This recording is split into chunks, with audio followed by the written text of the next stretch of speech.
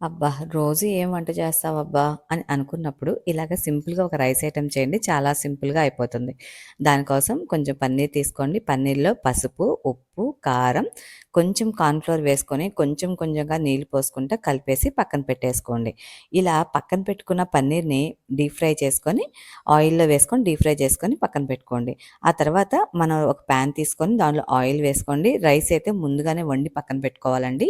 ఈ ఆయిల్‌లో కట్ చేసిన క్యాబేజీ, క్యారెట్, క్యాప్సికమ్, ఆనియన్ అన్నీ కోసి అన్నీ కలిపి ఫ్రై చేయండి. ఫ్రై చేసిన తర్వాత దాంట్లో కొంచెం ఉప్పు, అల్లం వెల్లుల్లి పేస్టు, కారం వేసుకొని ఫ్రై చేసుకోండి. ఇవి బాగా ఫ్రై అయిన తర్వాత ఉడకబెట్టిన అన్నాన్ని, ఆ తర్వాత దాంట్లో కొంచెం పెప్పర్ పౌడరు, కొంచెం సోయా సాస్ వేసుకోండి. ఆ తర్వాత టమాటా సాస్ గానీ, షెజ్వాన్ సాస్ గానీ వేసుకోవచ్చండి. ఇది రెండిట్లో ఏదో ఒకటి ఆప్షను.